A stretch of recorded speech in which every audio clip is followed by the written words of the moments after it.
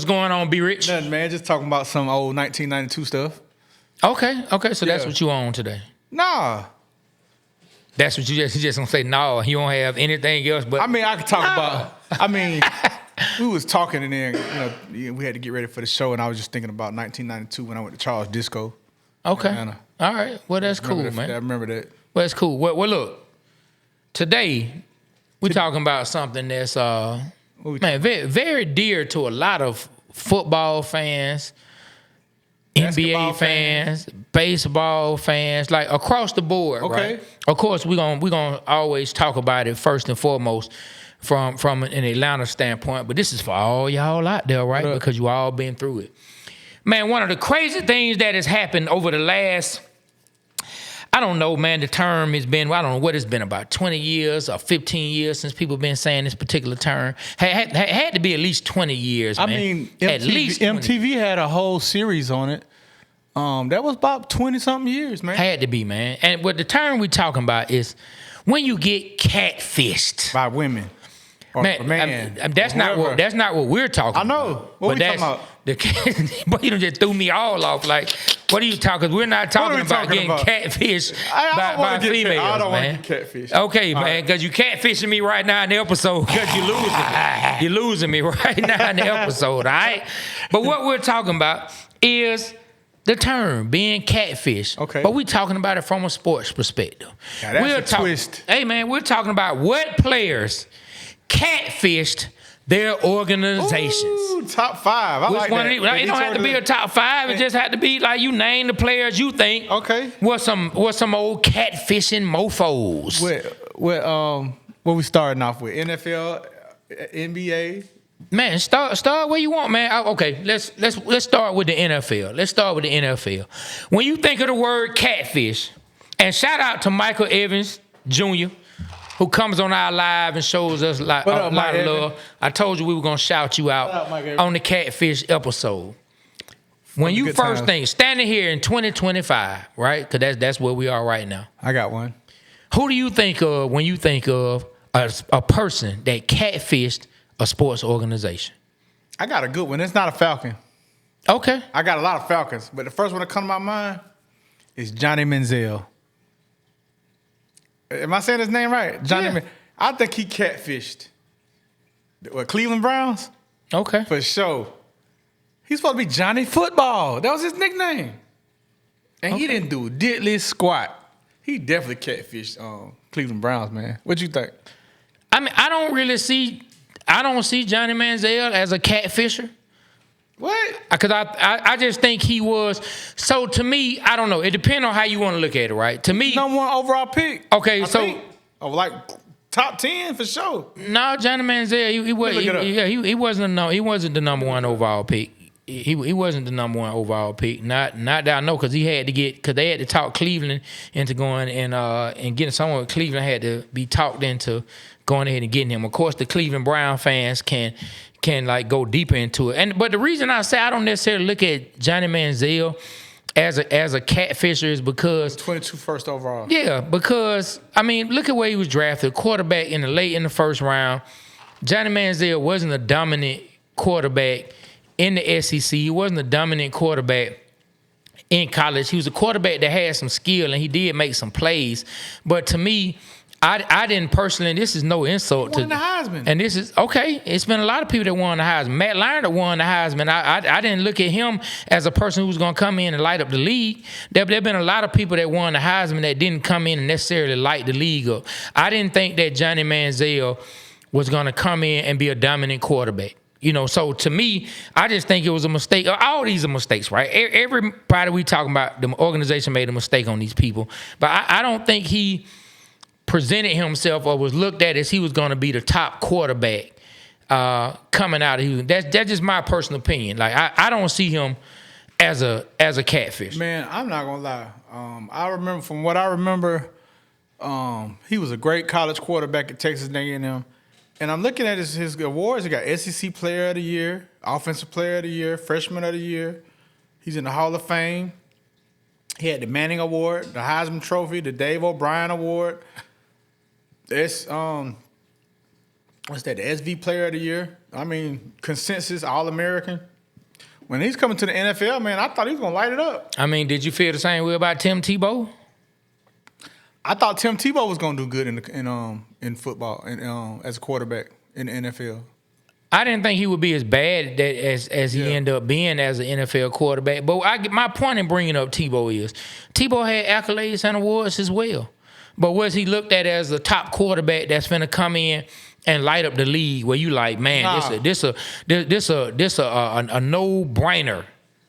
That's about to come in and they just about to light the league up. No, I don't think Tim Tebow was like that. I think Johnny Manziel, to me, had more hype than Tim Tebow. Yeah, I mean, he had the marketing. Yeah. Oh, I mean, he had the marketing. Yeah. Like, he used to do that. Yeah. And he was real good at marketing himself. He had a wide receiver. And it's not saying Tim Tebow didn't. And we're not even comparing Tim Tebow to Johnny Manziel. So let me just stop talking about Tim Tebow.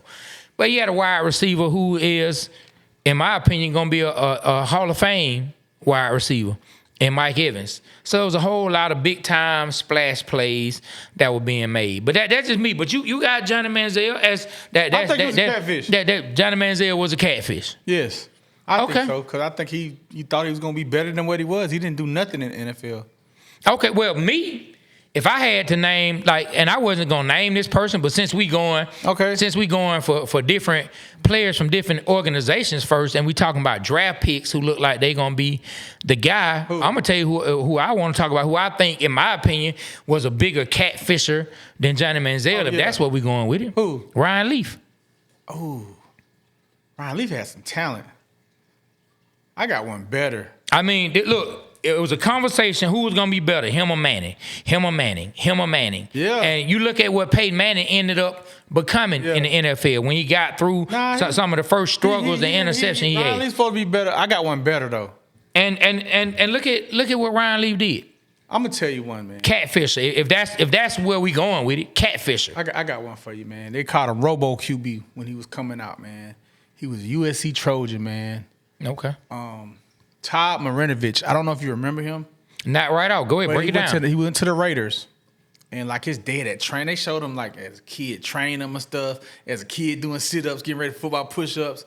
And man, like they was saying he was the next coming of Elway, man. And he got to the league, man, and just catfished everybody. Todd Marinovich, man. It was back in the 90s? The 90s, man. He was gonna be that dude, man. And he just never panned out because he was so much pressure on him. He was on substance abuse, man. It just his career derailed. Yeah, well, I mean, was he good in the times that he wasn't dealing with the substance? I mean, he never really panned out in the NFL, and I got to go back and just see what his stats were. But in college, man, he was killing it. And let me see what his overall pick. While you well, you know, like unfortunately, you know, man, the substance abuses and things outside the game, off the court, off the field, those things can definitely derail a person's career, can derail your life. You know, so I hope, you know, wherever he is, if he's still with us, hopefully that everything is going better for him. Man. He ended up getting He ended up getting picked by the Raiders and only lasted 1 year, bro. Dang. 91 and 92. What selection was he? He was the number 24th pick, man. Number 24th Number pick. 24th pick, man. He was like supposed to be that dude, man. And I think the reason he was the 24th pick because something happened in college. He was supposed to be the first overall pick. Something happened to where he got out, and then it was rumored about the drug stuff, and he dropped tremendously. But he was supposed to be that dude, man. He catfished everybody. When Al Davis was, you know, they stamped him, and it didn't work out, man. Kind of like Kajai Carter, what the dude what's the dude that played for the Rams, the running back? He was good, but he just always got in trouble. I can't even remember who you're talking about. You know what I'm talking about, right? Vaguely. Yeah, I can't think of his name right now. But let's go off let's stick to the Falcons catfish. I mean, we just talking about different people that have been catfish. You got me thinking about Johnny Manziel. I don't know. I just don't see him. I just don't see him as a catfish. I just think they thought too much into him. But if I had to go, me personally, if I want to talk about current catfishers. All right, who current? Man, I'm talking about the catfisher of the year. Catfish of all catfish. But if this was MTV Catfish, they open the door, this man would be standing there. None other, looking right there. Catfish. Big old catfish. Big whiskers. But I'm talking about with a hook in his mouth. It would be, and I know he's a beloved person, and shout out to him because I heard he's an amazing human being. But we talking about on the football field. Oh, I know. I gotta go Kirk Cousins, man. Oh man, he got it. Kirk Cousins is the #1 catfisher in the city of Atlanta. Catfishing. Because the Atlanta Falcons thought they were gonna get at least two strong seasons out of Kirk Cousins, and something got derailed. Whether it was, some people might say it was the system, the offensive coordinator, he wasn't healthy yet.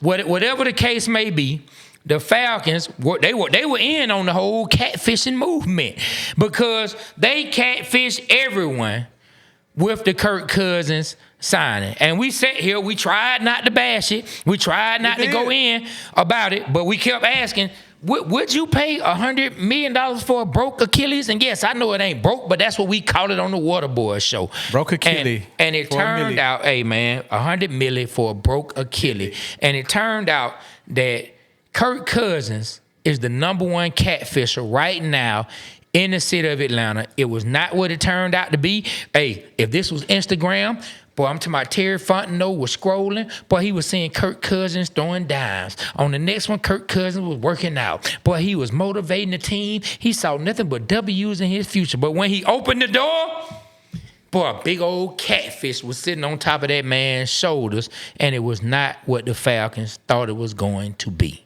Yeah, I agree. Catfish City. I mean, hey, man, you know, it is what it is. And now we're moving on to Michael Penix. Now we're moving on to MP9, the do-rag dude. Yeah, man, but Kirk Cousins, I would say Kirk Cousins right now is the biggest catfish in the city of Atlanta. Dang, Kirk. You need to pull out a fish fry, get some batter, dip them in some egg. Roll them up in the flour. That's what we're going with. Man. That's what we're going. Well, look, I'm gonna stick with the Falcons. I don't necessarily have anything current. I got one. But I'm gonna stick with the Falcons, right? Mm-hmm. The next person who I want to say, your defensive end. No. I'm not even going defense, man. I'm on free agents right now. Okay, go ahead. I'm gonna tell you who I think was another catfisher. Doing the Mike Vick era? For the city of Atlanta. Yes. I know who you're talking about. Another person who was on the Catfish of the Year award, this from the early 2000s, was supposed to come in and be Mike Vick's #1 wide receiver. Once we got this man in free agency, he was supposed to come in and take things to the next level, but it did not pan out to be #1 wide receiver play to go along with the #1 wide receiving pay that they gave. And that goes to Peerless Price. Hey, we gave up a first-round pick, too, for him, didn't we? Man, when it comes to catfishing the Atlanta Falcons, I have to put Peerless Price on the catfishing menu. The Peerless Price catfish fillet is right up there on the menu. Or it could be the Peerless Price catfish nuggets. Whichever one you want to call it. Peerless Price catfish the organization. He came in from Buffalo. Like, he was the #2 wide receiver. From what I remember, he was playing next to Eric Mose. He's playing next to and man, he was looking like he was gonna come in and be the guy. He was the dude up there, Jim Kelly, dropping dimes on him. But hey, it didn't turn out to be that way. Peerless Price, when he had to be the #1 guy, he wasn't given #1 play for the #1 pay that he received from the Atlanta Falcons. So Peerless Price is on my list for the catfishes when it comes to the Atlanta Falcons. I say catfish of the entire Atlanta Falcon organization. The entire? The entire. Man, hold on, man. I have to hear this, man. The #1 catfish. The #1 of all time Atlanta Falcons catfishes of catfishing. Okay. Doing some catty stuff. It has to go to no other than the #1 overall pick, Andre Bruce. There we go again on the Andre Bruce train. On that train, going to the Chattanooga River getting some catfish, man. He is the #1, man. But break it down to the Man, people who that may man not was know. the number 1 overall pick. They said he was going to be like Lawrence Taylor. They compared him. He was a physical specimen. Man, they said he was going to get double-digit sacks. He was just going to be all that, man. The man was dumb as a box of bricks. And I'm not trying to be disrespectful, but the man didn't know no plays. The man tried to rob a pizza man with a BB gun when he was an NFL player making NFL dollars at that time, number 1 overall pick. He robbed the Domino's pizza man. Okay. Now, you know, a lot of people have come in our comments since we had the first Andre Bruce post, and a lot of people have said that was supposed to be a joke. That was just a joke. That he didn't rob anybody for real. It's been people saying that it was a joke. I mean, it may have been a joke to him, but the pizza man didn't take it as a joke. They called the police on him and he got arrested for it. Somebody pull a gun on you. Well, I mean, they don't know. Now, I can see that he probably like joking around with his friends, but I'm pretty sure when that pizza man opened the door and he did that, it wasn't no joke to that pizza man. And that man didn't have no idea who Andre Bruce was at the time, probably. He just seen a bleak 6'4" athlete pointing a gun at you. What you gonna think? That's pretty scary. Yeah, 100% is. So that was one thing, and he didn't pan out, man. Like that was a number 1 overall pick, and then we ended up getting a second round pick was a guy named Marcus Cotton. So we supposed to have 2 bookends to come save Atlanta's defense. Marcus Cotton was good, but he had a couple good years. But Andre Bruce supposed to be that dude, man. So you got him as the number 1 catfish of all catfish. Catfish. Yes, man, because he was the number 1 pick. And you know who was the second pick that year? Who? Tim Brown. Oh, man. Hall of Famer. Yeah. And the Falcons was discussing about getting him. Could have had Tim Brown on the team. Hall of Famer. Yeah, so, that goes to show you we made the wrong choice. Hall of Famer, man. Hall of Famer. Mm-hmm. Yeah, but stuff like that happens all the time, man. The Andre Bruce thing, when you were breaking down the whole story, because I didn't know about the try to rob a pizza man with a BB gun, pellet gun, whatever kind of gun it was. That, to me, when you think about an NFL player getting into some activities, whether it's a joke or whether they serious, putting their career on the line for that's ridiculous, man. Who else you got on your catfish list, man? Who else would you like to bring to the table to put on the catfish episode? Who else, in your opinion? Hey, before I go, that Tim Brown was the number 6 overall pick. I know these guys out here they're gonna fact check me. So he was the 6th pick, not the 2nd overall pick. Okay. All right. Who is on my catfish list? I would have to say no other than another defensive player. Your boy from where he come from? Minnesota. Ray Edwards. He quit on us, or they cut him in the middle of the season. That's how bad of a catfish he was. Was that the Super Bowl season? No. Went to the NFC Championship game. Okay, who did we play that year? The 49ers. Oh, that was 2012. Yeah. That was 2012, man. We had Ray Edwards, and he got cut in the middle of that season. Didn't do nothing. He's supposed to be coming in and saving that defense, man. We paid a lot of money to him, too. They did. So I give it to him, too, as being a catfish. I heard he was stubborn, too, like to fight you. Man, he's still out here boxing, knocking folks out right now, man. No. Yeah, he's still out here boxing. No. Yeah, he boxes. What, he about 50? No, man, he's younger than both of us. Wow. Man's a young athlete. Abe said it when Abe was interviewing with us. He said, man, that dude box. Yeah, I remember he said that. Yeah, man. Hey, so tell me this, though, because you have very good historical knowledge when it comes to the Atlanta Falcons, especially with people that we acquire, the coaches that we acquire. Who would you say is the number 1 catfish when it comes to Atlanta Falcons head coaches? Who would you put as the number 1 Atlanta Falcons catfishing head coach? Well, it's obvious, the obvious answer. But after talking to Roddy White, I kind of can, see where he's coming from. But I'm still going to say it because of how he left the organization. Bobby Petrino, by far, is the biggest catfish. I mean, he didn't get a chance to play with the king chess piece, the queen chess piece with Michael Vick to do what he wanted to do. But the way he handled the whole situation, the way he left the organization, like we thought he was going to be the savior. He didn't even last half a year. So I had to say Bobby Petrino. Other than that, if I had to go another one, I'd say June Jones. But I think he would never know catfish. I just think he was just one of them ones. Just for some reason, the Falcons have always hired double coaches. They've hired Marion Campbell twice. He got hired twice. He didn't do nothing the first year. Came back. Raheem Morris, who brought him back. I ain't saying Raheem's a catfish. We just have something about bringing former coaches back. A revolving door, man. Yeah, we are very toxic, man.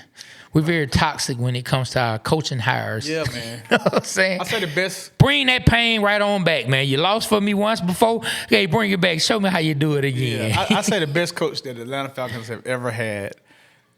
I know who you probably going to say, but I'm going to say DQ, man. I think you would say Mike Smith. I mean, Mike Smith or Dan Reeves.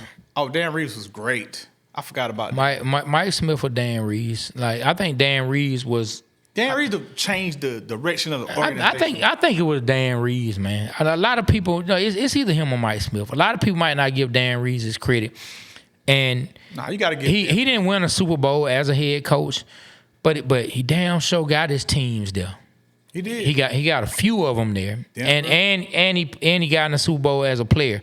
Like you said, he did it with Denver. He got to Atlanta, and he got them in the Super Bowl. Like, that didn't happen by chance. And I truly believe that had Dan Reeves stayed, Dan Reeves would have gotten Michael Vick to a Super Bowl at some point. I truly believe that. I think Dan Reeves was the first move that Arthur Blank made as the owner. I think he fired Dan Reeves. Yeah, he did. And he listened to the people, and I was one of those people saying we needed change. Yeah, I like Dan, but we needed something new with Vic. And it just so happened that he got hurt. It's no telling what they would have done in 2003 if Vic didn't get hurt, because they made the playoffs the year before. It's no telling what they would have been able to accomplish, if Vic didn't get hurt. But guess what? He did.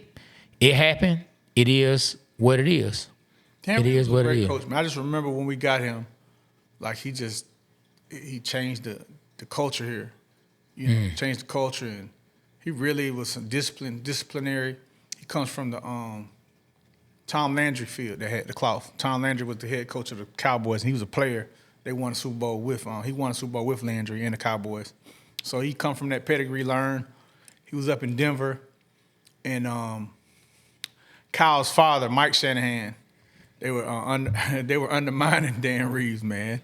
They were doing him wrong, man. Him and Elway was together, drawing up plays, doing this and that, and they kind of made a coup and got Dan Reeves out of Denver. So that's how Mike Shanahan became the coach of Denver. Yeah, Dan Reeves, he was good. I mean, his message probably had gotten stale out there in Denver. It was time for him to move on, man. It was time for him to move on. He came to Atlanta, man, and the Dirty Bird came about, and he had a heart attack in the middle of the season and motivated his players to play for him. He came back during the playoffs, and they got to the Super Bowl, man. They beat – I sent you guys a clip the other day when Morton Anderson kicked that field goal and the call by the GOATs, man, John Madden and Pat Summerall. I watched that, man. That felt – it gave me a chill. And I said to myself, that was the greatest Atlanta Falcon win of all time. Once I heard that call by John Madden and Pat Summerall, I think that feeling, was amazing. I mean, it was, man. I mean, look, it propelled them to a game they hadn't been to. Man. And you know what I'm saying? Like, they've only been to two of them. Two of them, man. And that was the first one. That propelled them to the very first one. Man, if I could just, did you watch it? That clip I sent you? You gotta watch it, man. Man, I mean, you hardly watch clips. No. But the thing is, I've seen that a million times. Well, not a million, but I've seen it a lot because we did a video about the Falcons beating them, and I had to go find. Oh, you had to find. So I had to find all that stuff. Yeah. So yeah, like I've watched that ending, listened to the way it ended. Like I did that. That was when I was doing stuff for the particular post. Yeah. So yeah. So when you sent it, I didn't because I had just watched it a couple months ago. Okay, yeah. You know what I mean? Was a good feeling, man. So look, man. I'm one last person I'm gonna bring up on the Falcons, and I wouldn't put this person necessarily as a. Oh man, as a catfisher, but since you're talking about that game, man.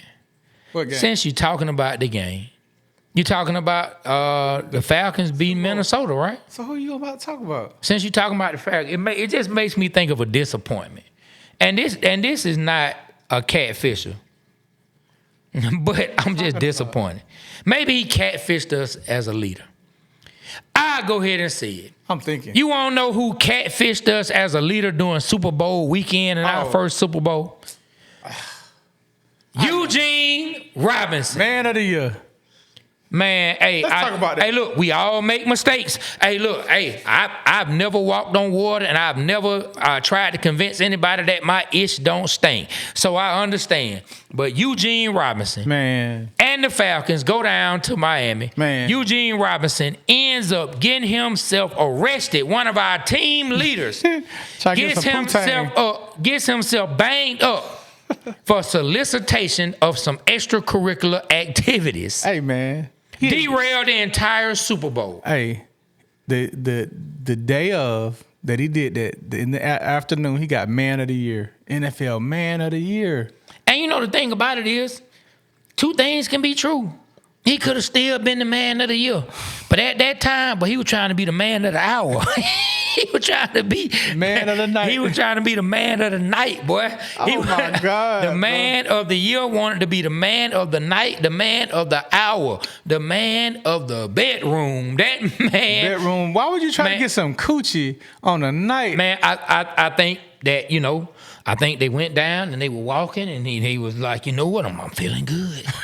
So what was he thinking? I'm feeling real good. Him and the guys were walking and they were just kicking. He was like, you know what, man? We had the Super Bowl, man. You know you the Man of the Year. You been good all year. You been good all year, Gene. You been good all year, man. Go ahead and let your hair down a little bit. You know what? Oh, he let it hair all the way down. You know what? I'm going to go ahead and let this hair all the way down. I'm going to let it flow. I'm going to let it drop to the ground like I'm a roster boy who been growing his hair for decades.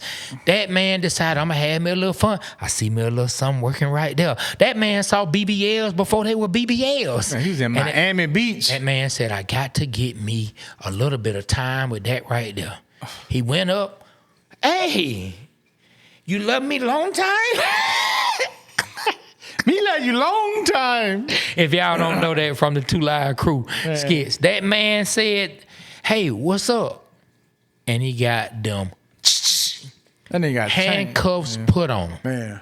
Handcuffs put on. And what do you think? What do you think the first thing he thought when he got the handcuffs put on him? What do you think was the first thought that went through his mind when he got the handcuffs put on him?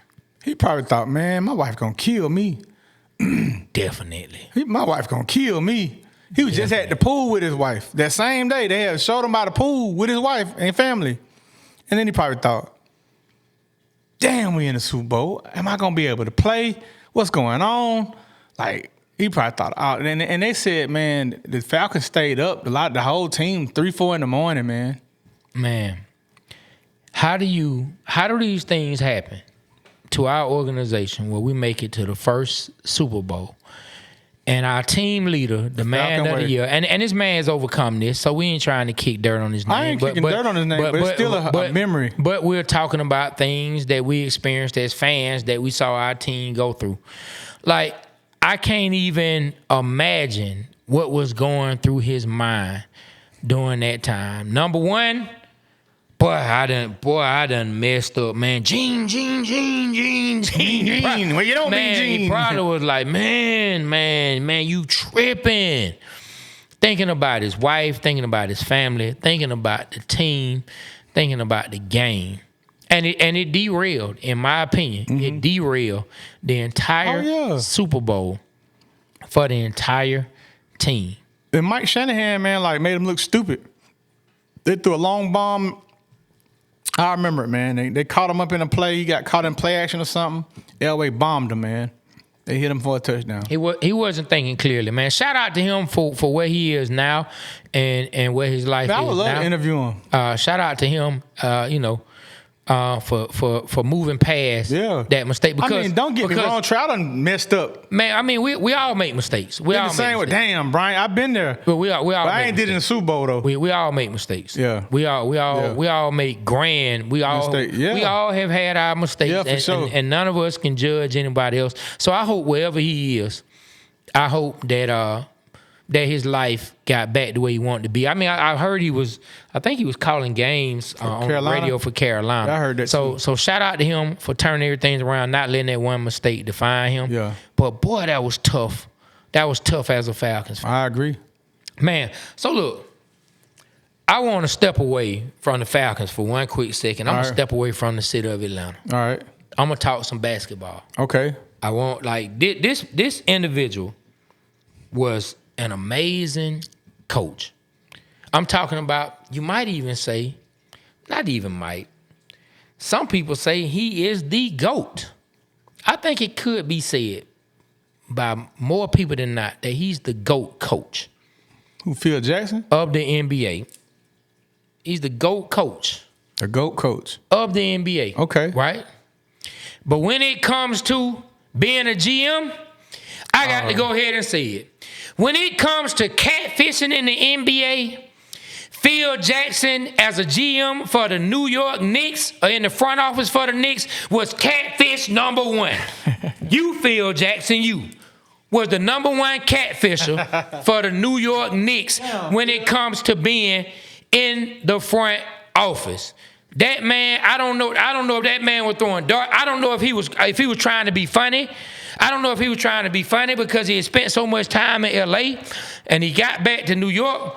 I don't know if the man was trying to be funny, but the man clearly was catfishing the New York Knicks because he was not the front office decision maker. Man, I can't remember. You know, I'm not in New York, so I can't tell you every last player, but the man was making draft picks and making moves that made no sense. Wow. The man was overlooking all kind of star players and just bringing in player after player after player after player for the New York Knicks till the whole thing just ended up being derailed. And he tried to just flush the whole organization down the toilet. If I was following the Knicks very closely, I could tell you the name of every player, but I can't. But I will tell you that Phil Jackson made a lot of mistakes for the New York Knicks. Goes to show you, man. A lot of mistakes. Catfish number one when it comes to the front office. Now, y'all Knicks fans, hey, y'all chime in, let us know, because I'm sure they have a lot more accurate information on who the other GMs were. But I mean, Phil Jackson was straight up tripping, and the GOATs are not above being called out. You right. As far as I'm concerned. Trey, since we're talking catfish, let's take it to the Hawks. Who is the biggest Hawks catfish that you can think of right now that's been in the organization? That I can think of right now? Mm-hmm. Man, I don't want to be the dead horse. Who the biggest catfish for the Atlanta Hawks, right? See, I'm thinking all time, right now. No, I'm talking all time. When I say well, you said right now. All time. Okay. Man, like I said, I don't want to be a dead horse. I got one for you, though, after you come with yours. Oh, man, I don't want to be the dead horse. And I tried not to pick draft picks, man, but you know where I stand on Marvin Williams. Oh, I wasn't going to say him, but yeah. Marvin Williams, man, he was a guy that didn't even start on his college team. And he was the number 2 overall pick for the Atlanta Hawks. Yeah, you know where I stand on Marvin. Yeah, but you know what? He played a long time in the NBA, so he was a serviceable player, but he's not worthy of the number 2 pick, I feel. And the number 1 pick ended up winning some championships with the Golden State Warriors. Andrew Bogut, am I right? Or was it the Milwaukee Bucks? I can't remember. Talking about Bogut, yeah, no, Bogut won with the Warriors. Golden State, yeah. He won with the Warriors. Yeah, but Marvin Williams, man, yeah, that was a big catfish. Billy Knight drafted him. Old Billy Knight, your boy Billy Knight, the GM. He went shake the owner's hand. So who's your biggest? My biggest catfish is you gonna say I told you so. I told you so. Be rich, and the same type of thing. Well, now he started. I really thought this dude was gonna be the next guy to trade, man. It's Cam Reddish, man. Cam Reddish catfished the hell out of us. Oh, you put Cam Reddish in the catfish thing? Man, I don't even put him in the catfish. Yeah, man. He was the number the 10th pick? I can't remember, like top 10 pick, man. Number 8. I can't remember what he's picked, but man, I really thought Cam Reddish was gonna be that dude based on the stuff that the other players in the league used to say. But I think Anthony Edwards said something about him. All the players just talk good about Cam Reddish, and Cam Reddish ain't doing nothing in the league. Nothing. I mean, no star stuff, but he's still on the team. Yeah, he on a team, man. Getting 3 points a game when he can easily capable of 20 points a game. Is he, though? I think he has the skills. I don't know what's up with his head.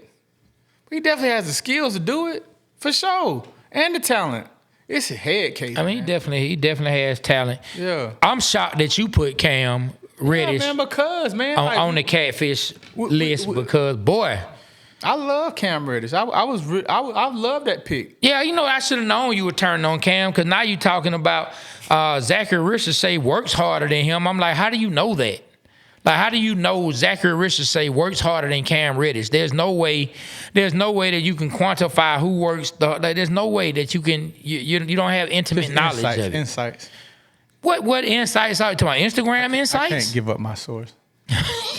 You mean you don't have a damn source? I got a source. Man, you don't have a source. I got a source. That told you Zachary Richardson works harder than Cam Reddish. I have a source on Cam Reddish. Cam Reddish like the party.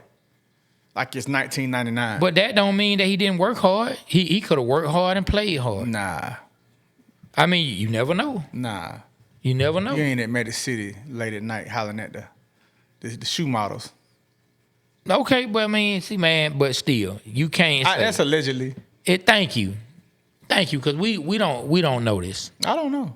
Yeah, because we don't know this, man. It's got an inside source. Man, I wouldn't necessarily put Cam on my catfish list. I see why you put him on there. Yeah. I mean, he definitely through my catfishes. And you know what? Marvin Williams so far, and we'll see how the rest of Cam's career go. Marvin Williams actually had a better, at this point in their careers, was having a better career than Cam Reddish is. Oh, for sure. If you can believe that. Let me say this. Straight up. And you're not going to remember this, I don't think. The biggest catfish in Atlanta Hawks history, he came from Golden State Warriors. His name is Chris Washburn. Okay. Top lottery pick, supposed to be that dude. Big guy, man, could dunk on you. He came and had some flashes as a Hawk. But once again, substance abuse got him out the league. And that's why Golden State had picked him, man. I can't remember what he was picked. Could have been top 5. Supposed to be that dude, man, back in the day. This was in the 80s. He didn't work out with Golden State. Golden State knew he had a substance. Atlanta took a chance, traded for him. Everybody, Dominique Wilkins, Kevin Willis, everybody was excited about him. They said, man, this kid has talent. And he catfished us, man. He came one game, I think against Sacramento, man, and just dunked the fool out the ball. The whole stadium went crazy. Like, yeah, Chris, come, he gonna do it. Everybody was pulling for him. Didn't make it, man. Catfished us. Talented, man. I would like to pull up some, pull him up so you can see him, some of his highlights when you see him. Yeah, we'll check him out. Yeah. Chris Washburn, man. Chris Washburn. I'm gonna tell you another catfish, not for the Atlanta Hawks. Who? But I'm gonna tell you another big time NBA catfish. Who? One of the biggest catfishing mofos in the NBA. Calling your name, Ben Simmons. Ben Simmons, we are calling your name. No. Ben Simmons for the Brooklyn Nets. For the Nets. Was a catfisher. By the time he got up out the Sixers and got there to Brooklyn, it was straight up Catfish City. It started off like a shark, but by the time he swam upstream and made it to Brooklyn, he had turned into a catfish. I don't know what happened. People say injury. People say that Ben Simmons. Man, no, dog. Man, Ben Simmons. It was a whole mental thing. The man when he missed the layup against the Hawks. Man, he ain't been the same since. How are you just about 6'10"? You go from being to where you can at least average in the teens to being what Ben Simmons ended up becoming in the league. And you were tougher on Ben Simmons than I was for a long time. But if I was a Brooklyn Nets fan, Ben Simmons would be at the top of my list. Yeah. For the catfish. Oh, for sure. Straight up. Hey, straight up. Ben Simmons would be at the Sixers. So he started off with the Sixers. Yeah. Yeah. I just didn't remember. But, yeah. But he was a beast for a minute. He was with them. But when it comes to the Brook, if I was a Brooklyn Nets fan, catfish like I would be so upset that we ended up bringing in Ben Simmons. Like, even though he was already showing signs that he didn't want to play, stuff was already going sour in Philadelphia. But when you look at what it ended up becoming, because I want to say he ended up in Brooklyn, I think that was through the James Harden trade. Yeah.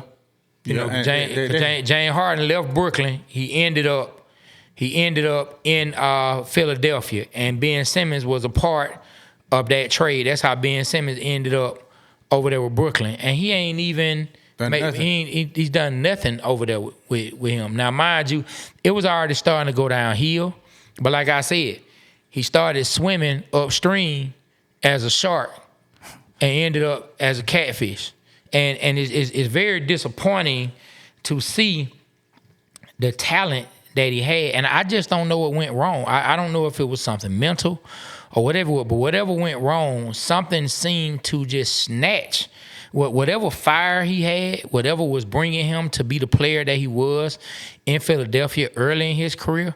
It seemed like it was just snatched from him, man. Yeah. Like somebody just straight put the fire out. It seemed like Doc Rivers kind of took his soul against the Hawks, because when he passed that opportunity to hit that layup, and the fans jumped on him, and Doc Rivers jumped on him, he ain't been the same since. No, he hasn't. He ain't been the same since. So I blame the Hawks and Doc Rivers. Man, you trying to say the Hawks broke Ben Simmons? Yeah. Man, whatever it was, it just mentally, and you hate to see it. You hate to see it, right? You hate to see a player not bounce back from something, because we all gonna be talked about. I mean, we put ourselves in a position where we put these microphones in front of our faces, and we put these cameras towards us, recording us. So we put ourselves out in front of the public where you can be scrutinized, you can be judged. And as a pro player, which that's on a much higher level that they get judged. I mean, it can be tough, but at the same time, I hate to see players not be able to get past what the thoughts of the fans are. Because us as fans, we're going to have our thoughts, period. We're going to say what we can say, because, you know, a lot of people say whatever they want because they don't feel any kind of chance of repercussions coming from the things they say. Mm-hmm. But if we talking about catfishing, not being the player that you could be, I think the Brooklyn Nets were hoping we can get them in our organization. Mm-hmm. We can help them turn them around. Mm-hmm. We'll get them in our culture. We got some people on our coaching staff who can teach them, who can talk to them. Let's work with them. Let's be patient with them. And it still hasn't paid any dividends. I agree. That's a good one. All right. Not at all. It hasn't paid any dividends, man.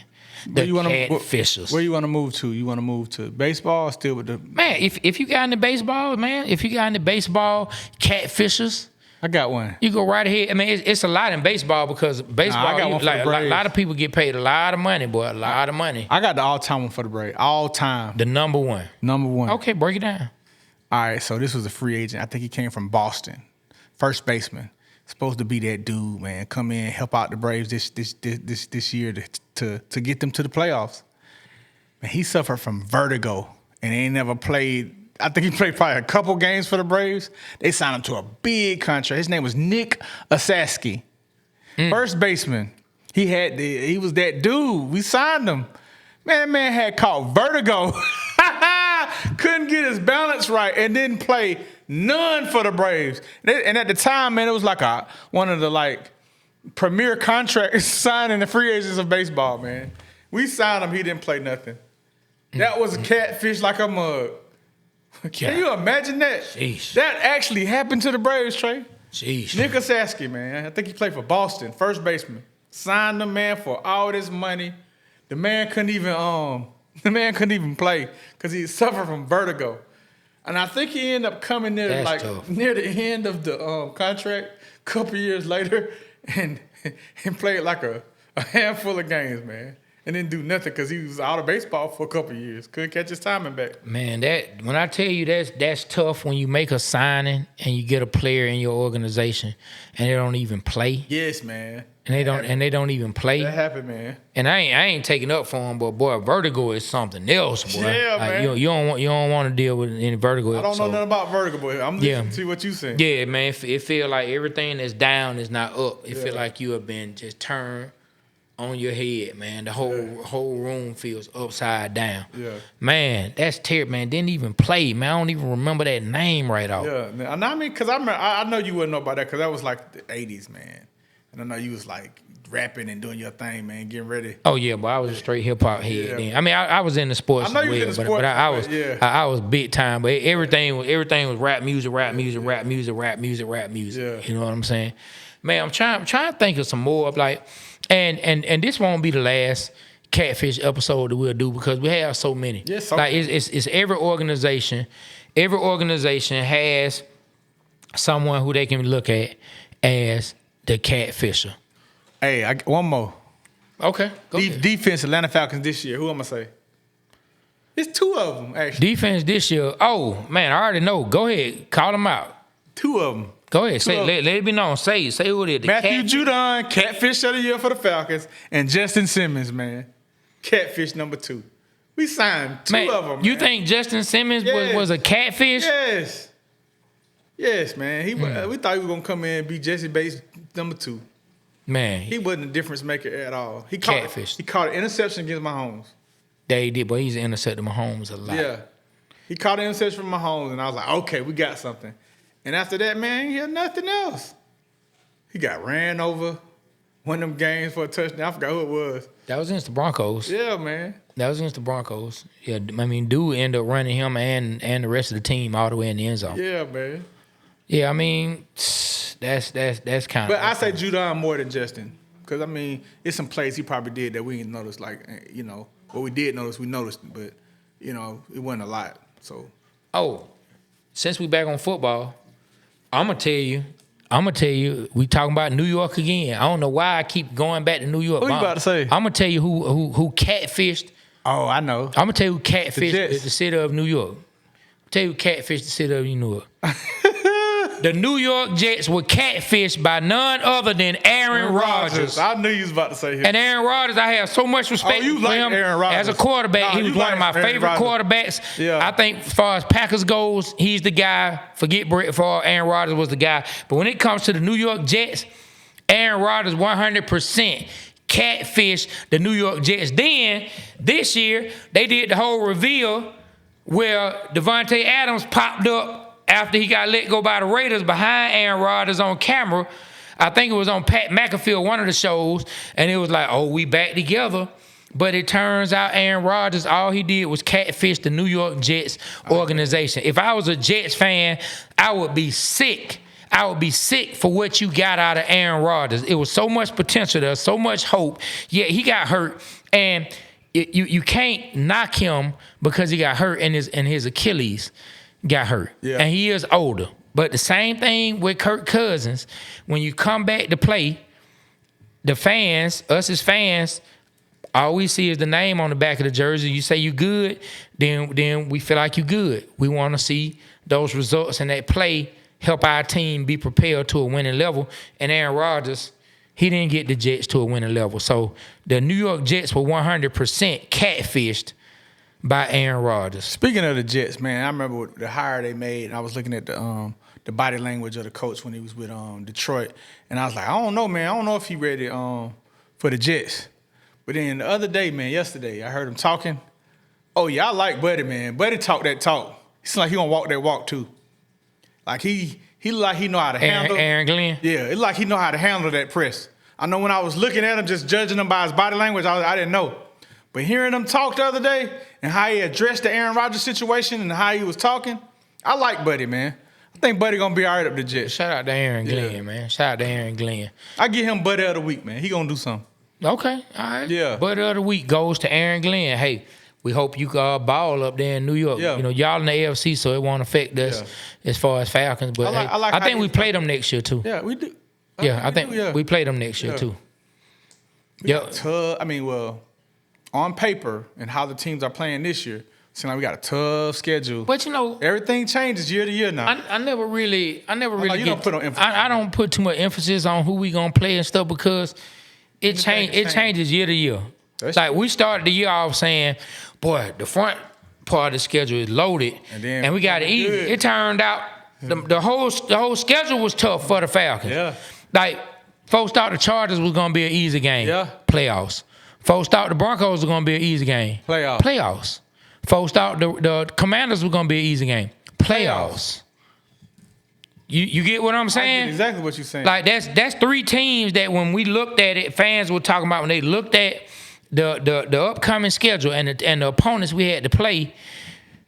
Those are wins. People counted those as wins. Hey, I'm gonna turn it back to the Falcons like I always do.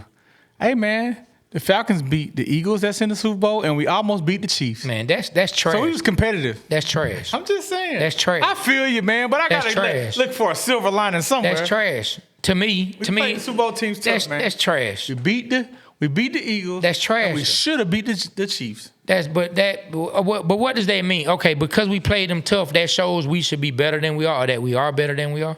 It just shows that we have a competitive team and we have something to look forward to. Okay, but to every coin, there's 2 sides of it, right? Maybe depending on you have a no. Every coin is 2 sides. Not every coin. Every coin is 2 sides. Every legal coin. Every coin is 2 sides. They make 2 they have quarters. to have. They have to have. They make 2-headed quarters. It's still 2 sides. It's just another head on the other side. It's just another head on the other side. Everything has 2 sides, right? Every coin has 2 sides. So for you to say we played the Eagles and Chiefs tough, so we're competitive, and this is not me saying we're not gonna be. This is just what I do to poke holes in that thought process. If playing them tough shows that we are competitive, then getting beat and then losing to the Panthers, one of the worst teams in the league, should show that we non-competitive. That's why Jimmy Lake got fired, man. You know what I'm saying? Like I'm just saying. If we're gonna say we played these teams tough so we competitive, then you have to take the losses with the same amount as weight. Okay, man. Damn. I'm just saying. We still beat the Eagles, and we still should have beat the Chiefs. No, you beat who you beat, dog. Just 10. The Eagles are saying we should have beat them old trash Falcons. That's what the Eagles are saying. Because Saquon dropped the ball. So let's just stop it, man. No. That's just me. That's just the way I look at things. I'm just saying. That's the way I look at it. We played both the Super Bowl teams. We talking about who catfished their organization. And you done started talking about we beat the Eagles and we almost beat the Chiefs, and neither one means anything. It means something to me. Okay, but that's cool. All right. I'm sure there's someone out there right now. So look, that it means something to them. But these blood pressure birds. That's exactly what they are. The blood pressure birds, which are Falcons. Show the people your shirt, man. Yeah, man. Look, man. These blood pressure birds are stressing me out. If y'all like one of those, man, we're gonna put the link in the episode, man. Man, go to 285clothing.com. That's as easy as it can get. 285clothing.com. And you can buy one of these blood pressure birds hoodies. I like that hoodie, man. It go with your hat too, man. Falcon red. I mean, it's supposed to match Falcon. Hey, man, go with your hat. I don't know if anybody. I said Falcon red. Told you that, man. Nah, ain't nobody told me. I don't know if. I just assumed. I don't know if you knew. I like the coordination you got. I don't know if you knew that or not. Is that you squatting down like that? That's your They took your body and put the bird head on there. Cause you got on Jordans just like that. No. Like you got on Jordans just like the hoodie. Just like that, but they similar. They similar. Yeah. Aaron, don't that look like Trey? He just derailing the conversation. I'm just saying we want to sell. Don't involve me in that, man. Yeah, man. I think you better let it go. And we'll come back. Man, we can come back in a couple weeks with the Catfish episode part 2. Because I really want to explore some other teams. I want to take it a lot further outside the city of Atlanta. Yeah. And I want to talk about all the players and the coaches who have catfished organizations. Yeah, man, they fans. So anyway, I really want to explore more catfish conversations with particular players because there's so many players, so many coaches who have catfished, man. I'm sure Lakers fans would love to hear from us. I'm sure some Lakers. Man, I'm sure Green Bay fans would love to hear from us. Dolphin fans would love to hear from us. I'm sure Houston Rockets fans would love to hear from us. OKC fans would probably love to hear from us, man. I'm surprised that you didn't find a way to try to throw Kevin Durant's name in there some kind of way as a catfisher. You're not a catfish. Like, I'm surprised you didn't say that he catfished the Brooklyn Nets in some form way because you're a big time KD hater. I thought I was about to say that, but they made it to the playoffs and he stepped on the line. You're a big time KD hater. I'm not a KD hater. Let me clear that. I just don't think he got that dog in him, man, to take a team to the championship by himself. Okay, well, who takes a team to the championship by himself? Steph Curry. Just by he does by himself? I mean, he can will it to where he can be a big by part. himself? Not by himself. Let me clear. I got to watch what I say. Okay, yeah, thank you. Damn. Jeez. There you go. What I'm trying to say is Kevin Durant don't have that dog in him, man. There you go again. Hey, man, but that's for another conversation, man. Well, look, all y'all out there in the podcast land who are listening, or whether you're watching on YouTube, whether you're listening on whatever app or whatever device that you choose to get your podcast, chime in. Let us know who you think catfish their organizations the most, man. And so we about to get on up out of here. This is part one. I want to say something for I want to see in podcast land if y'all really be listening. So it's at the end of the podcast. And if anybody's listening out there, I want you to DM me on my Instagram, which is @BRich404. And if you DM me, say cash out me my $100 and I'm going to cash out you $100 just to see if you're listening. Because I want to see who listens to the podcast on Apple Podcasts and Spotify. Okay. And don't you tell any of your cousins and nephews to hit them up, and you neither. No, so this is legit. The first person. Yeah. And I don't even have it, and I'm going to do it. Okay. All right. Hey. Podcast land. If you watch the entire thing, DM Be Rich, not the Waterboy Show. What he just said has no affiliation with the Waterboy Show. We have no obligation. Be Rich 404. To give you anything. BRIC 404. Be Rich. Be Rich 404. And this is for the first person. DM him. It's not everybody. It's to the first person that does it. Okay. Let me clear that up. All right then, man. Hey, well, here we are, man, at the end of the Catfish episode 1. So, look, we're going to get on up out of here, man. So, on behalf of myself. That was fast. Yeah, man, we just went an hour. That seemed like 5 minutes. Man, it's all good, man. So, look, on behalf of myself, Trey, my partner, Be Rich, and Aaron, Whoa Pittman, the Waterboy Show, we are out. Kill the camera.